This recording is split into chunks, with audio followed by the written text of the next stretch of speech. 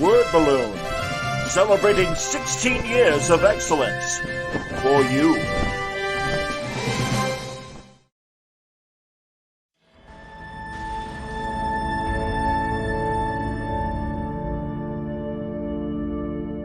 I was such a fan of the Legion of Superheroes when I was a kid that I always wanted to work with this version of the characters that was designed back in the 1970s.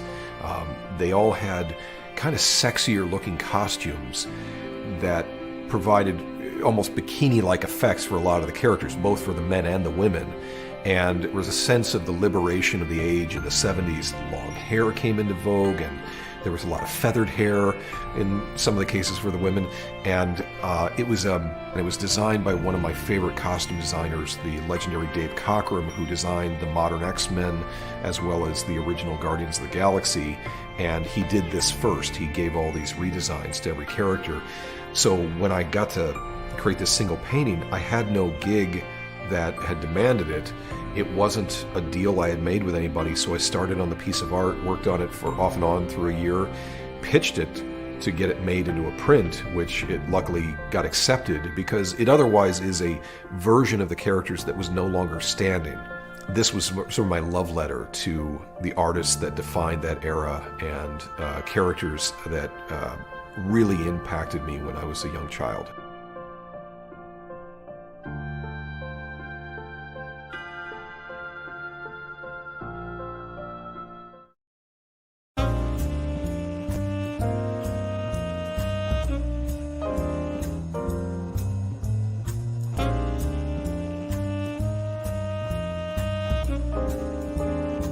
Our report details how advertising through television transforms strangers to your product into acquaintances, and acquaintances into friends, and friends into customers.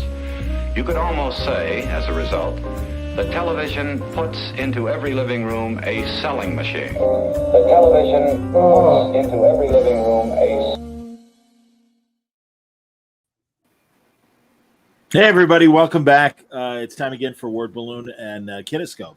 As we look back to the age of live television from the 40s through the early 60s. John Sutras here, William Meyer here, Gabe Hartman here, Jeff Parker here, and here's Ian Brill. Wow! But I hear somebody. I think that's your speaker. Yeah, my browser kicked me out, and I'm like, "Is this bad for anybody?" And I checked your Twitter to see if we're. Ironically, I felt like the guy asking for like 2XL. Is anyone out there? Yeah. I was all alone. Which is preview of what we're going to talk about. Yeah. So what is it we're talking about, John? Well, we are talking today about a great episode of Studio One, and I'm getting to my photos to give you the title card. Of course, here it is, The Night America Trembled, which is a look back, a dramatization of the broadcast of the Mercury Theater from 1938, October 30th, of the War of the Worlds, which was, of course, a very legendary broadcast, and sent some of the lunatic fringe into the streets, believing that a real Martian invasion was happening, all due to the genius of Orson Welles in the Mercury Theater. So pretty interesting topic for tonight's discussion. Yeah, and certainly this is one of those things that growing up I always felt like, oh, come on, this is overplayed. That people aren't this credulous. People aren't this stupid. Like, there's no way that they would believe stuff like this. But then look at the world we live in. It's all true, right? This is. I believe it probably was much more widespread and much bigger deal than they actually portray it. But this as much as we talk about Orson Welles, this particular adaptation or your dramatization of them recording the thing, it completely ignore. They talk about the Mercury Theater, but there are no specific. We don't get any specific characters based on Wells or anybody else, Paul Stewart or whoever else from the Mercury Theater. It's all kind of they're all kind of just the director, the announcer, and Wells is de-emphasized in that he was he was the director. He also played the astronomer. The science professor. and, Professor Pearson. Professor Pearson, and so, but the way that that's dealt with in the show is sort of parsed out to different actors or to the announcer, to the and I mean it's a kind of interesting way to go. And I still, the first time that I watched this, I just kind of stumbled on it on YouTube a while ago, and I thought it seemed to be like, oh, this is a big cop out because they're not even talking about Orson Welles. But as I got through the episode, it's actually it's a pretty entertaining, good take on this. I really enjoyed it. I think it's a well-made episode of television. Apart from the weird gloss, I still don't understand exactly why Welles and everybody are not a part of this. And if anybody else has any, I mean, I read something about Welles trying to sue CBS after the fact here, but why he was not included in the first place is a little puzzling to me. Well, and also the marketing of War of the Worlds, and I don't know at what level that was at in '57, but as you guys well know, somebody recorded it off the air and made an album out of it. And I know in interviews with Peter Bogdanovich, Welles is like, yeah, pirated copy of it exists. And I've never seen a dime. I don't know, given that he made the show for CBS with the Mercury Theater, what kind of rights he would have to it. I have no idea, but it's interesting. And I mean, it's one of the things he's most famous for. And as usual, it kind of, on the one hand, it succeeded for him because beyond the lunatic fringe, and it's really not a spoiler for what we're talking about, but because the show made such a national moment, he got a sponsor out of it, because prior to that, the Mercury Theater on the air was what they called a sustaining show, where it didn't have sponsors. And it had very, very low numbers.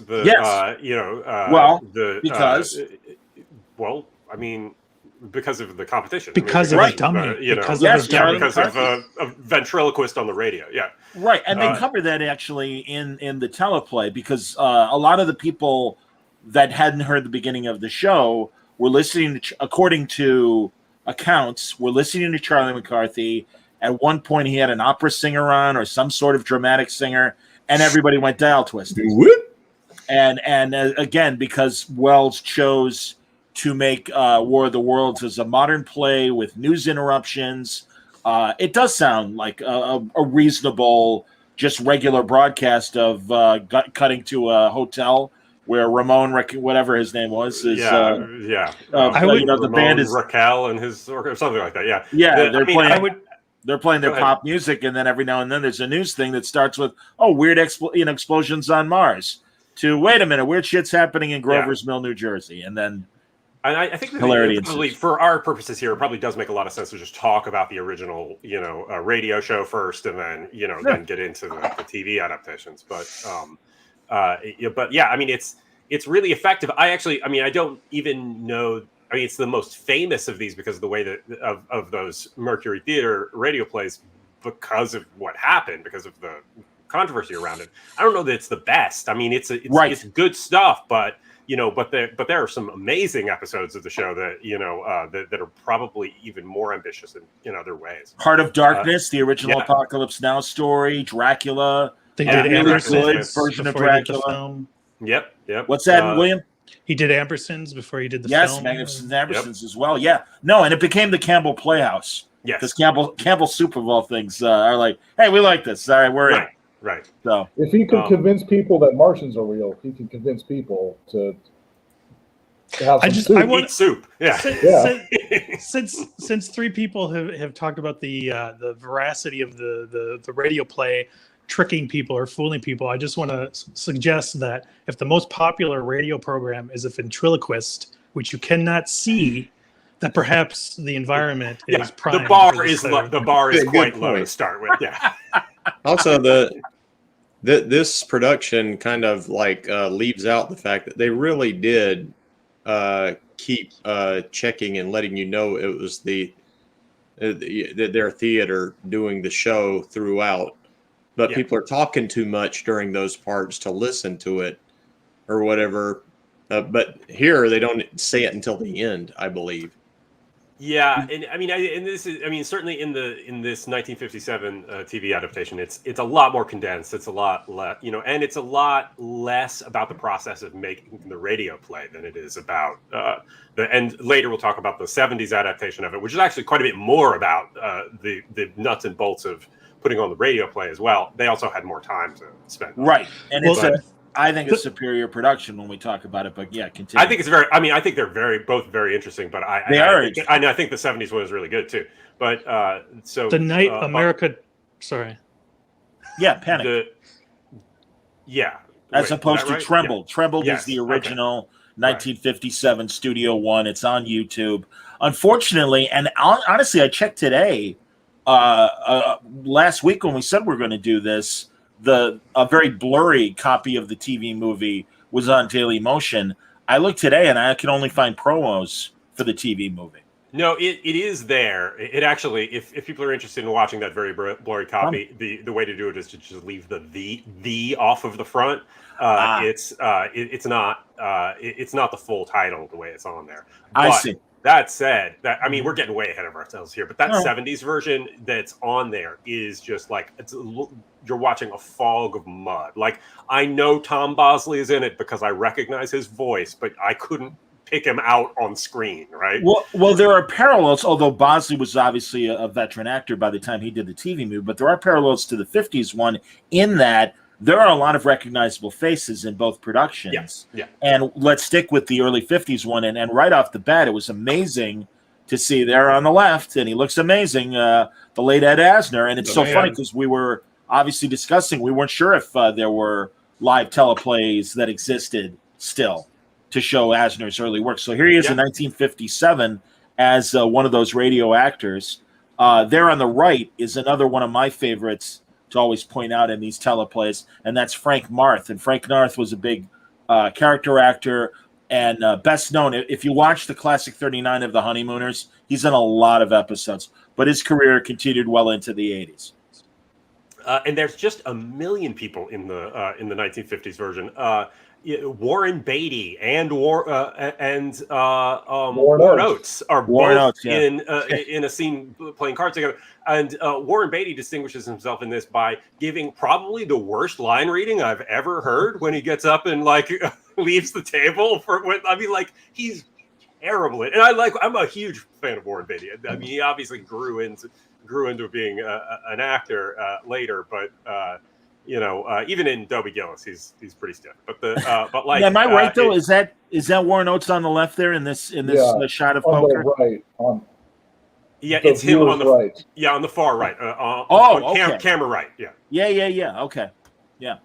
But yeah, you're right. I mean, and again, there's still a hell of a lot more. There's a newspaper scene, and there's John Aston right there at the typewriter. Gomez from Addams Family, and a million other things. Yeah, I mean, if John Aston, apparently he's difficult to get as an interview, but he's still around, right? And he had his live TV experience. So right after we do our Newton Minnow interview bonus episode, then we should definitely go for John Aston. Absolutely, and of course we've forgotten to mention, giving the gravitas of the presentation is my favorite, one of my real heroes in broadcasting, Edward R. Murrow. Very dry in this, and it's weird. I would say by today's standards, you might say, isn't it weird that they're blurring the line between the news division and entertainment? Actually, this was very commonplace, and another live show that I hope we will explore in weeks ahead, or if not months ahead, is You Are There, which was historical reenactments with modern reporters, and literally the fall of Rome. Yes. And Walter Cronkite and other CBS newsmen would be on the scene of the crucifixion. Yes, and many of those were written by blacklisted writers, Abraham Polanski, and all sorts of interesting people who injected a ton of social commentary into those. So that's definitely something we should cover. I thought Murrow's inclusion in this was an interesting mirror to the authority figure of the War of the Worlds.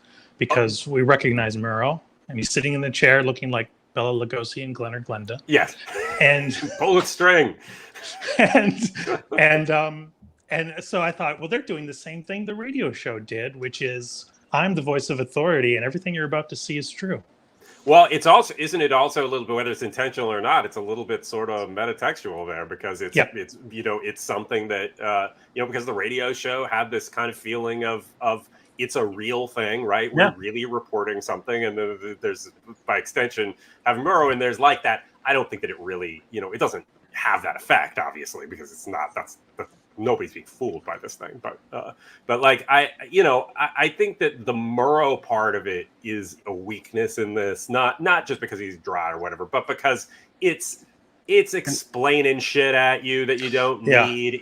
We could have had, we could have just had more dramatic stuff, more detail The second half in the show than have him explaining shit. Although the context at the beginning is good. The first half is a lot of people saying, "Man, nothing happens on a Sunday night." Yes, absolutely. Yeah, from the newspaper to the police department, the fire department, all the state police. Yeah.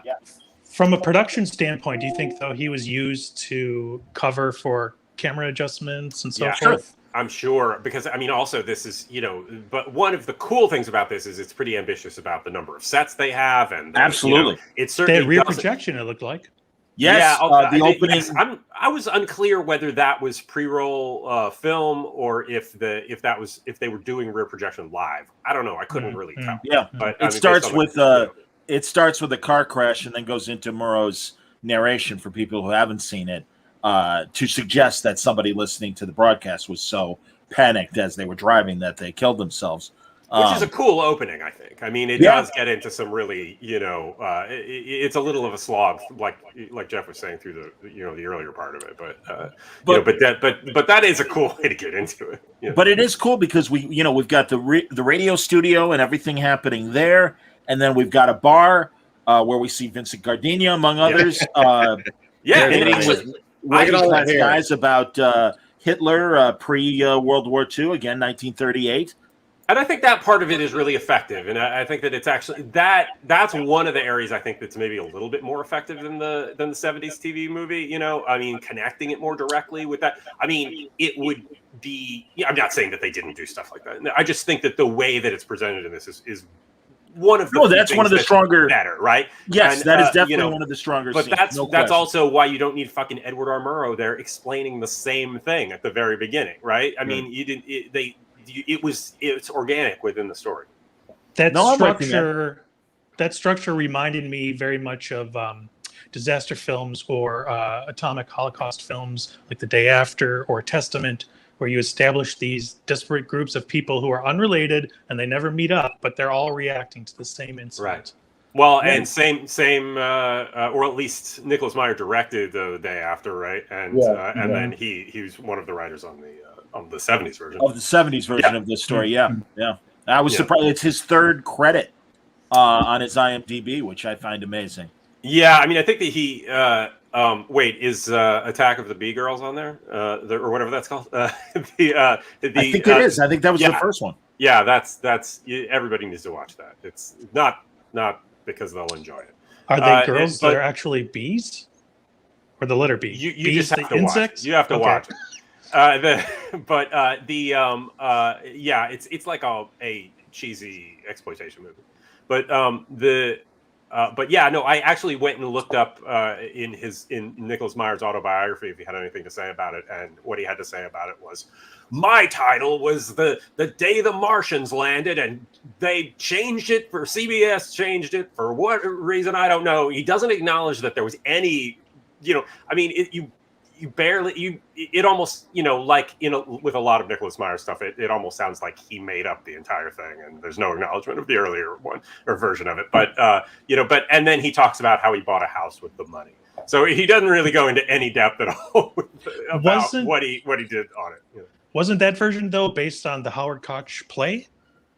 So yeah, I think that's correct. I actually don't know though. Maybe if you have better information about that. Yeah, it really it travels in the same milieu as the 57 version, and I think you're right that it might have had more Koch influence, and certainly again, it fleshes out a lot more of Wells' involvement. I loved all the Bosley scenes and everything leading up to the broadcast. are real things that happen. And I've read Koch's book. Yeah. And in fact, like originally Wells wanted a Roosevelt imitator and refer to the president as is taken out of the White House for a speech. And CBS is like, no, you can't do that. So they negotiated down to Secretary of the Interior, but they had Kenny Delmar. Kenny Delmar was a Fred Allen comedian, but also worked on a show called The March of Time, and many times would imitate President Roosevelt when they would do this kind of docudrama of current events. So, and there's a great scene in the 70s movie when they're like, sorry, it's got to be the president or the Secretary of the Interior. And the actor goes, who does he sound like? And he goes, Roosevelt. And then, it's a great scene. And that's how and truly, if you hear the broadcast, it does sound like it's Roosevelt. So but if we did not make this clear, Howard Koch wrote the original, War of the Worlds audio drama adaptation, and apparently, of course, as with every fucking thing about Orson Welles, like there are a million versions of things, of these stories, but like. John Houseman says that neither he nor Wells were interested in this story at all. Then but also Howard Koch says that he didn't want to write it. He wanted to write Lorna Doone instead, and then complained to the producer John Houseman, who then said, "No, this is Orson Welles' favorite episode. You have to do it." And all the stories about Wells and the Mercury Theater, all that stuff are all these kind of contradictory stories where someone is emphatic about something, But I mean, I think that the part where Koch is sort of the through line through all of this, right? He's not directly named in the 50s version, but he's him somehow, like, it feels it's in some ways it's as much him as it is Wells. There was and he also was one of the writers on Casablanca and multiple other things later. But it doesn't oh fuck it, I lost my thought. Go ahead. Okay, sorry. I was going to answer. Stephen had a question, and that was this broadcast live on the West Coast or delayed? I believe this is in Television City in LA. I think by that, I got to look up Studio One. I know eventually it moved to the West Coast, and let's find out when I'm not sure about that. But if it did, then this would be there because this is season 10. So this is like very late. That's kind of why I believe. The surviving print is a kinescope, though, right? Yeah, it is. Well, but they might have at that point even sent stuff to the West Coast, or rather to the East Coast, having shot it live on the West Coast. I don't know. I'm gonna look it up here. Specifically, no, you don't have to if it's but I don't know if there wasn't the coaxial cable. Hell, I don't know. But the I'm sorry, William, go ahead. Oh, I was going to say because there's a barreling effect on the edges, and normally I would say it was a lens choice, but since it was possibly a kinescope, I assumed it was the actual screen they were shooting the film off of that you can see the.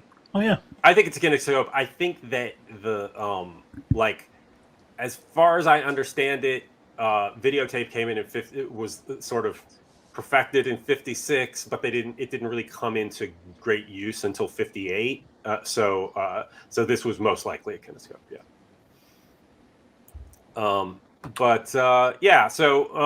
I think the actual this is none of these adaptations really focus on Orson Welles as much as you would think. As much as he's a big deal. I mean, there's a director character in the 50s one. There is and Orson Welles is in the 70s one, but he's not front and center in any way. And he's not really, and certainly the actor who portrays him doesn't in any way resemble him. So. I have two theories on that. One, Welles was out of favor with the government and kind of fled to Europe, and wasn't still in Europe at this time. And even though this was after, ironically, Murrow took down Joseph McCarthy, I do think that the basic fear of communism or connections to such might still have been in the air, and that might be another reason why they kept it so CBS and not really talk about Orson. in this 57 version. that may be. I mean, he came back for Touch of Evil around the same time. But that was a little after this, wasn't it? Well, they would have been shooting the movie about the same time as this because the movie came out in '58, so it's Oh, okay. I thought it was '59 for Touch of Evil, but okay. Well, it's interesting that Trembled left out not only mentioning Wells but his character, Professor Pearson, who anchors the second half of War of the Worlds, where it's a much more orthodox approach to radio plays, right. where a narrator who's giving you direct monologue, but then he interacts with other characters, and that would give away the entire facade of the actual reportage. Yeah, and it's. Yeah, I mean, like the way that that all of that stuff is dealt with. I mean, there's a lot of different people about people say different things about the inspiration for this. Apparently, there was an Archibald MacLeish play that was about about like speculative war in Europe stuff that was treated in the same way. But and Wells may have heard about it, but it actually only aired like 4 days before he starred in it. He starred in it. Oh, he did? It was called The Fall of the. It was called The Fall of the City, and he played the reporter who was reporting live on the scene as this city that's a different. That is a different one than the one that I'm talking about. Yeah, it's called Air Raid. So Archibald MacLeish, isn't that who you said? He's the same guy. Yeah, I mean, writer, same writer. He did two pieces in the same. Oh, interesting. I guess so. I don't know. I mean, I don't know the chronology for the one that you're talking about, but the Air Raid 37 was was right before this. Maybe that's and maybe that earlier one is also inspiration. But they also say that the fact that there was there were there were like breaking news things about the war in Europe that broke into the Wells' own broadcast was also part of the inspiration for this. And I'm sure just always the inspiration for it. I mean, it's like as if that you have to have some one singular thing. I'm sure it was just all kind of in the air at the moment. And also something historical that people don't bring up is that the Hindenburg crash happened the year before this. And the Hindenburg crash is in New Jersey. And I wonder if that's why they chose New Jersey as the place, because that must have been still fresh in people's minds. Absolutely. Well, the actor playing the reporter in War of the Worlds cited that as his. Yeah, he listened to the report before going on the air. For his character. Right. Yeah, that's correct. More cameos again from like, oh my God, how did we not? That's the interesting thing is the leads are all fine in what they do, but looking back at it retroactively now, it's really more. Oh my God, I can't believe Vincent Gardenia is in this. Yes. I can't believe James Coburn is in this as part of the couple that leaves the When a Stranger Calls babysitter in complete panic. So. I was upset the way her parents, those are her parents, right? The way they talked down to her. They're not her parents. No, that was the date. That's those are the makeout kids in the car. Yeah. Okay. Yeah. You idiot. It's a radio play, you teenagers. Well, so, teenagers and drunks were fooled by the thing. All the parents knew better. Yeah. When you're our age, you'll be the parents you won't be fooled by we also had one program. little old lady who was freaking out. And thank God she and her parakeet were saved. Yeah. So there's a happy ending there. That reminds me of something Ian and I were talking about behind the scenes. Why did this show claim Grover's Mill does not exist? Well, I mean, Wells says it in his. That's also bizarre.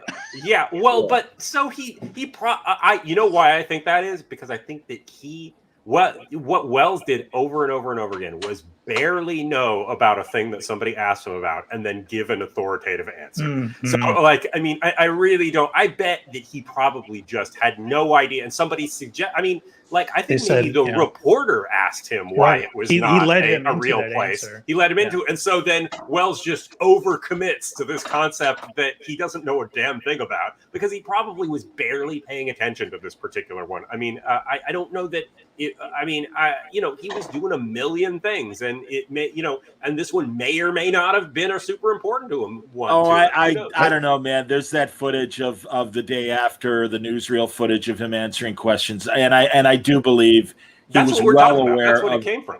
Yeah, Right, but also yeah. I'm saying though, whether he knew about the existence of Grover's Millers or not at the time or whatever. Yeah, I mean this was like big. I'm cover saying your ass how moment. right, but that's after the fact. I'm talking about like how much prep he actually did for this I see. episode, right? I mean, and certainly after the fact, one of the great things I think about that press conference, which is on YouTube and you can easily find, is that while he's doing his incredibly concerned act, you can almost just see through it to him going, "This is the greatest fucking thing," right? Like you can tell that he's relishing all of this while playing this character of being so concerned about about the people being upset and everything.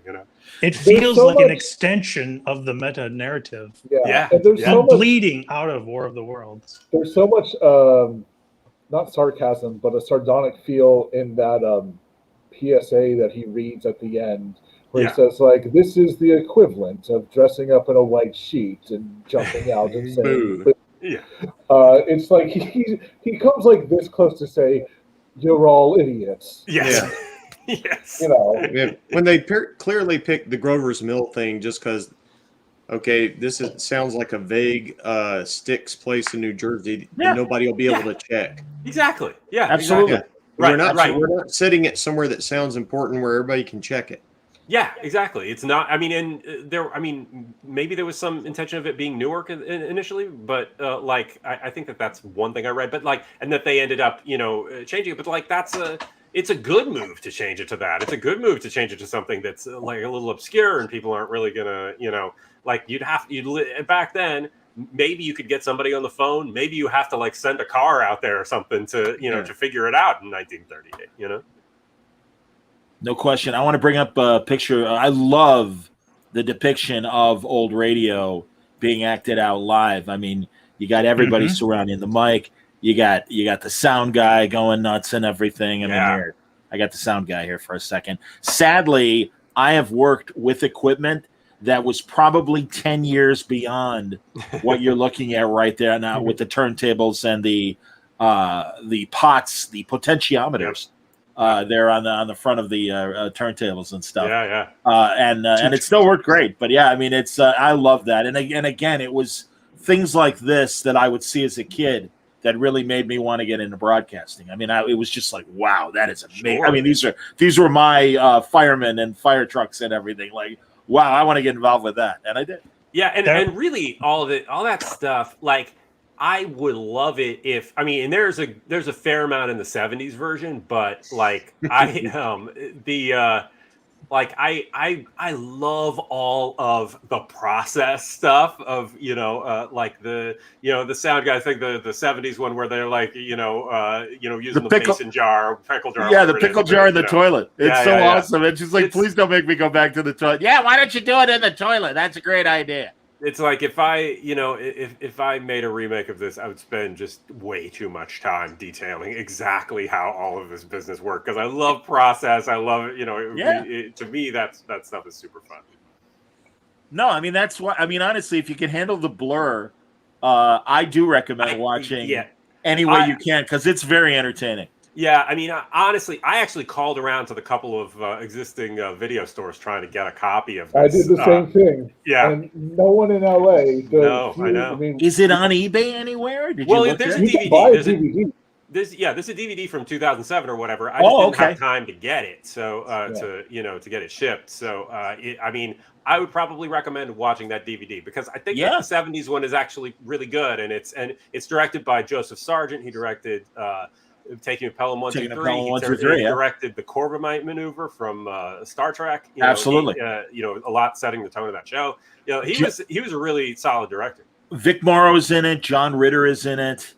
Off the top of my head, Vic Morrow is really, really good in it, and Eileen Brennan. Honestly, I literally could never see Eileen Brennan throughout the entirety of the blurry version, right? I read she was in it, and I was like, really? Oh God, it looks so bad. she's totally playing Eileen Brennan, which I love about her, man. I mean, it's also not. It's even the version on Dailymotion is also. It's a 70s TV movie. It should be the shape of the screen that I'm in right now of 4:3, and it is cropped on the top and bottom as well as being unbelievably blurry. So it's a rough watch. But yeah, it's a TV.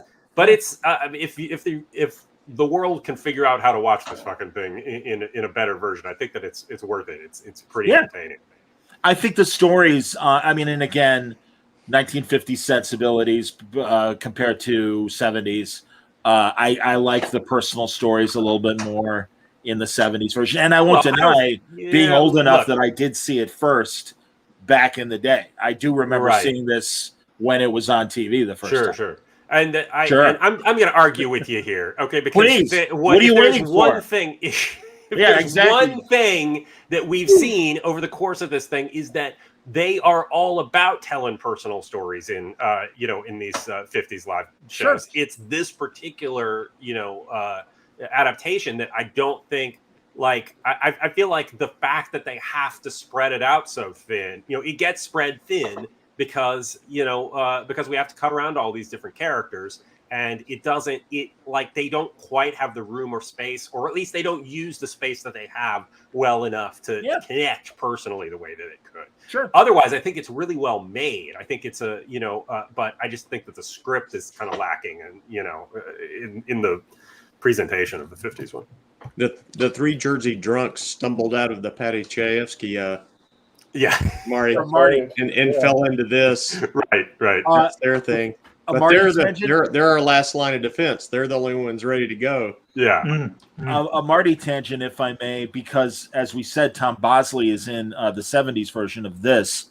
I was watching his Academy interview, and I had no idea and stumbled on the fact that he made a pilot for a Marty television series where he was Marty.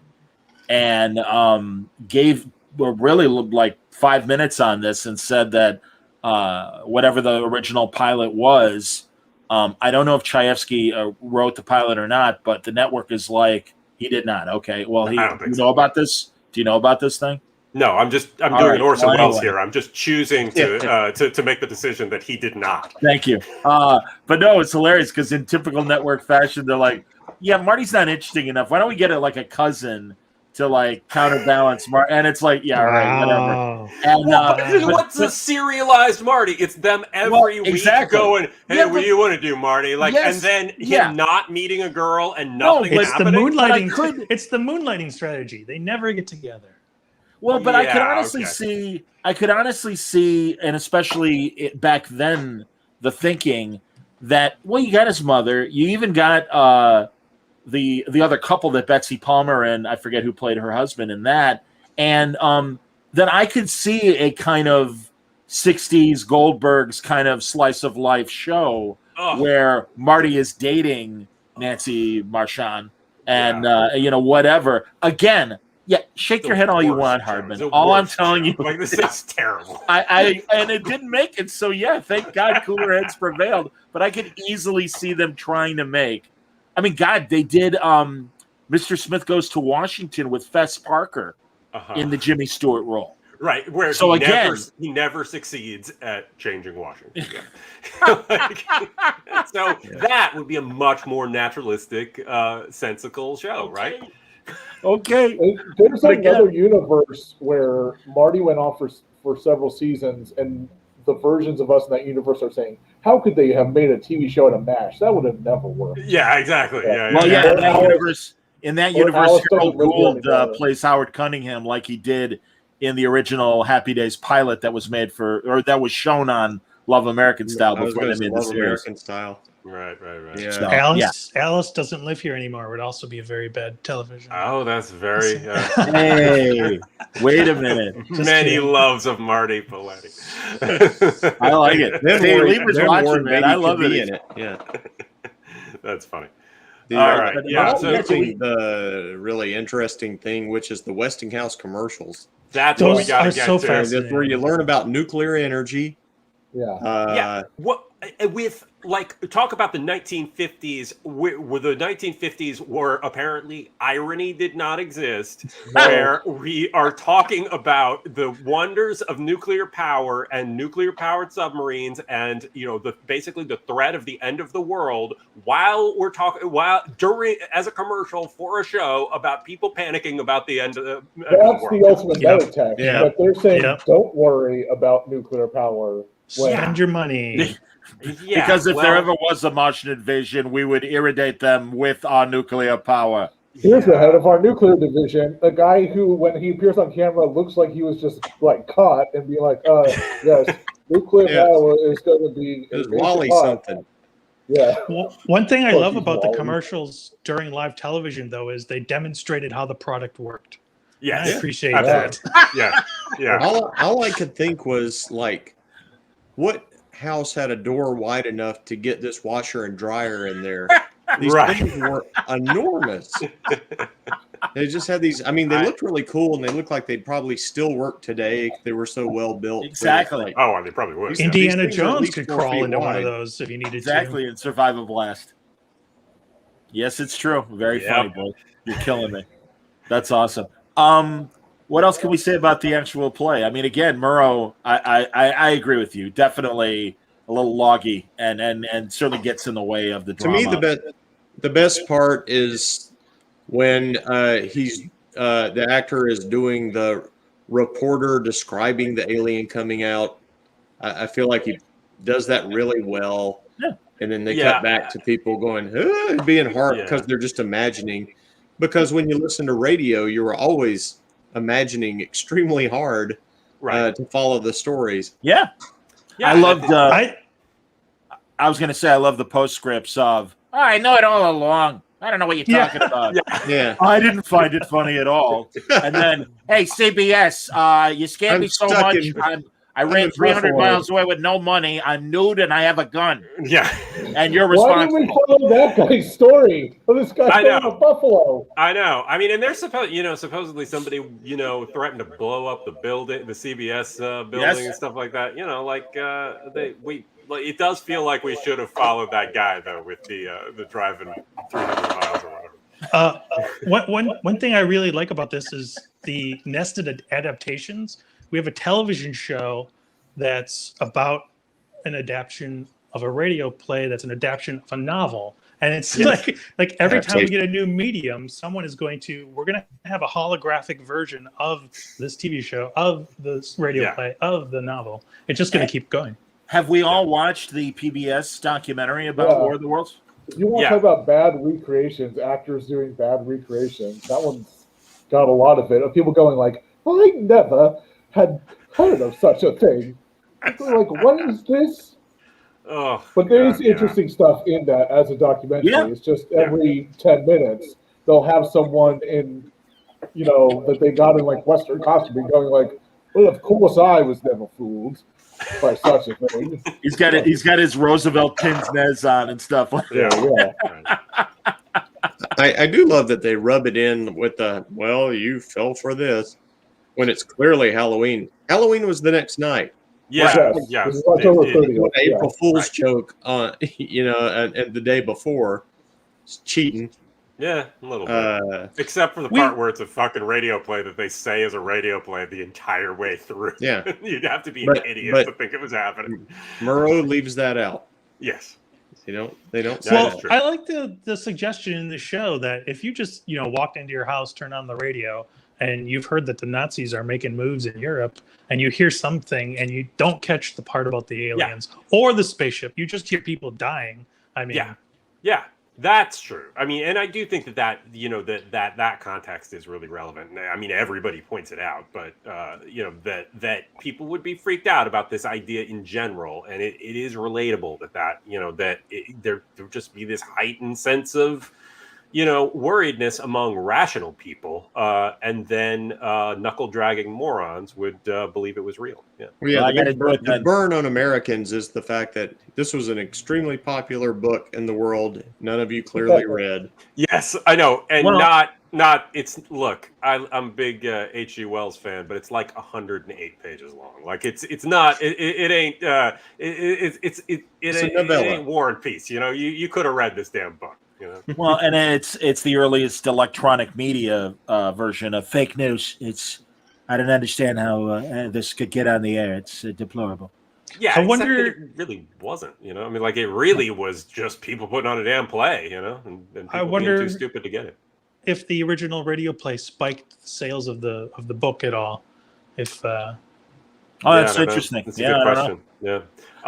Yeah, I did see that when Wells went to Hollywood, he one of the like it's basically a footnote in the Patrick McGilligan biography, but apparently he considered doing an adaptation of War of the Worlds as a follow up to Kane. So but one of many projects that I mean, at this point, how long had the George Powell movie been out? That was 53. 4 years. a few years, a couple, 4 years, something Which, like by that. the way, I still love that movie. Oh, the great movie. It's I terrific. like a lot of it. I certainly like a lot of the production of it is great. The part at the end where everybody goes to church and prays for the Martians to go away, and then they do, is the most 50s, I don't bullshit remember ever, that part. Yeah. Well, then they get that It's burn in. very pronounced in it, but a great looking movie. And it really, Do you guys God remember placed this? the germ. yeah. I don't remember the title of it, but I know what Steven is talking about. In the 80s, they broadcasted drama yes, with that's live called- news coverage. Say it again. Special Bulletin. Special Bulletin. Thank It's you. Edward Zwick before he became a director. Yes. Interesting. And it's I've seen that on YouTube. Wait, So I do know what. Are you Steven's talking about that HBO thing, Stephen? The where you see where the Nostradamus predicted the No, this is I don't know if this was on HBO, but this was an Contemporary. 80s TV movie? 1983 made-for-TV movie that was on NBC. Yeah, it was NBC. That was like a news. It was like something like RBS News about terrorists and got Having a hold of nuke. an atom bomb in Charleston, South Carolina, and it played out, and they blow it up, and it was like that version of War of the Worlds. And with that one, I think they interrupted it. Every time they went to commercial with Right. this is a dramatization. We don't want to get sued. Yeah, there's also Ghost Watch, a BBC thing. Yeah. About that's great about a fake haunting. Right. Yeah. That's something that I know of. Yeah. Yeah. So there you go. Go on. If we're just about done, I'd like to say I wish, because Professor Pearson wasn't in Trembled, my favorite part of the original radio play was not included, which is when Professor Pearson runs into that stranger who's holed up, and he's got a really addled mind, and this stranger comes up with a plan, and he's telling Orson, and Orson is skeptical. But the part that I love so much, the stranger says, "Just imagine those Martian machines, and they start moving, but there's no Martians in them, see? But men who learned how, and we turn those death rays on Martians, and we turn it on men." And I'm just like, Yeah, a whole new world order. Yeah. Yep. This guy's writing the sequel. Yeah. Yeah, exactly. I love that part. Yeah. What a that's cool. world, not my world, friend. Goodbye. Yeah, awesome. So hilarious. No, man, and because of that was my initial exposure to Mercury Theater, and it only made me seek out more productions as a kid and even as an adult. And luckily, if you go to archive.org, a lot of the surviving ones are there of both Mercury Theater and Campbell Playhouse, and they're good. They're great. I'm super interested in radio drama, and and listening to more recent radio drama stuff. Like it led me back to listening to those Mercury Theater, Campbell Playhouse things, and they are often more ambitious than a lot of modern like podcast radio drama type stuff. And they were just doing shit so like just textured and ambitious and great. Like I recommend everybody go back and listen. If people wonder like, why was Citizen Kane, Orson Welles, this is his first movie, why was it so confident, why was it so groundbreaking? Because he had those years of not practice, he was actually doing something, but years of experience in radio. Right. In radio, on And the theater. stage, And you know, stage, Julius Caesar, and like that. bringing multimedia Yeah. stuff into the stage stuff. I mean, he was just Yeah. a ridiculously ambitious, And- talented person. And it was simultaneous. Like the night they did War of the Worlds, he went back to the theater because they were rehearsing the new Danton's Mercury. death, which was just apparently sort of a disaster of a play, but yeah. No, but again, the reason why I think the 30s and 40s stuff is superior to today's audio drama in a lot of ways is it was the dominant medium. Unlike television in this point, well, by 57, it certainly was up and running and very established. But you go back to 49, well, like last week with Captain Video, you were getting these people who couldn't find jobs in film and in theater.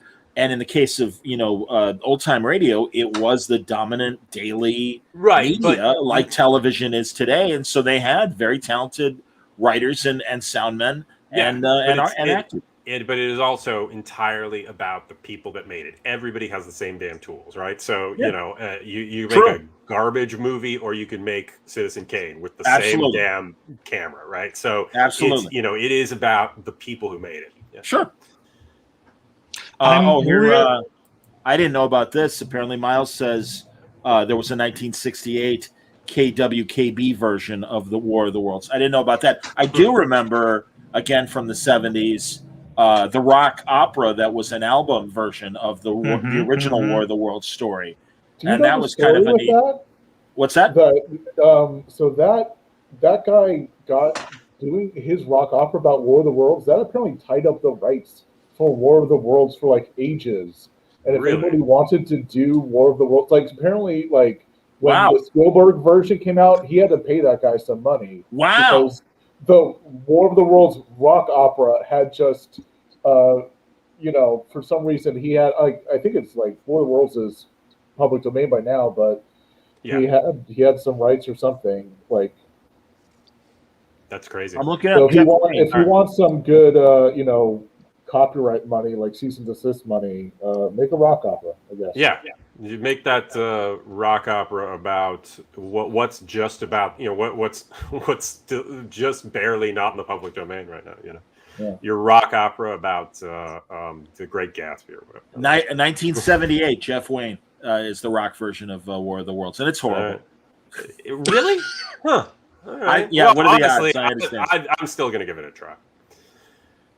All right, kind of like those early animated films of the 80s that tried to grift off of heavy metal and the like and stuff, and some of the unbelievable crappy animated sci-fi movies we got from 83 through 88 or so.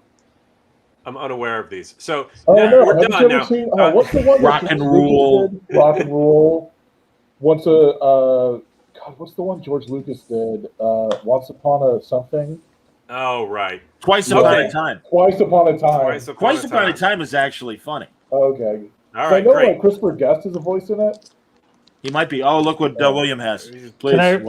Can I recommend these if you want to learn more about Wells? Yeah. There's a 3-book set by Simon Cowell, and he's writing the 4th book right now. Also, the Patrick McGilligan Young Orson book is excellent as well. I'm a big fan of his writing. And honestly, I would say the Bogdanovich, This Is Orson Welles. Oh, sure, yeah. And yeah, man. I mean, and God, there you go. And really, if you can get the audio actually is available on YouTube. Yeah. And those are the actual interviews, so you really hear Welles in his own words talking about everything. Yeah, it's really good stuff. There's tons of Wells stuff out there, and it's all really pretty entertaining for the most part. So I would only avoid the Lunches with Orson book, which is kind the Henry Jaglom one. The Henry fucking Henry Jaglom. That's the only place he talks about Transformers the movie, though. Oh, I gotta read it. He calls it terrible Japanese trash. I think that's awesome. Sure. Come on, look. I'm only saying don't read that thing because it's exploitive. Henry Jaglom doesn't have an ounce of talent in his entire body. No. And he was also recording these things without telling Wells and then put it together in a book much, much later. So not above board sort of shit there. But yeah, so anyway, we're done with this. And so next week we'll be covering the quiz show scandals. We'll post particular episodes to take a look at, and but that should be fun. And and we can look at the movie quiz show as well. And I think luckily the episode of 21, where we see Charles Van Doren and watch him give the answers that he was given by the show producers and stuff. We can watch that episode. I would also recommend that we watch a $64,000 question episode because they would have, and you see this in the Redford film as well, that if they didn't like a contestant, they would try and push him off. And I suggest we watch one of the episodes with Dr. Joyce Brothers because, also near and dear to my heart, her subject was boxing. Oh yeah, right. And she won. This is the game show is what really made her career, and they didn't like her, and they tried really hard to stump her with really hard boxing questions. And what they didn't know was she had a photographic memory, and she had no problem. Yeah. But I mean, and I don't mind spoiling it now because again, the quiz show scandals itself is really an interesting subject, and it'll be fun to watch these shows that were so ridiculously popular, very cheap to make, and pushed away a lot of the anthology shows of the day because again they were cheaper to make. Yep. And just like reality shows today, quiz shows really did dominate quiz shows and westerns. That's pretty much your mid 50s to late 50s. Yeah, fair on television. Yeah, definitely the westerns played a big part in pushing out live TV. But okay, so that'll be fun to talk about next week on Kinescope. Indeed. So until then, we're done now. Yeah, relax. Let me scroll down and get to the goddamn video. But thanks for watching, everybody. Join us next week, and thanks for watching. Take care.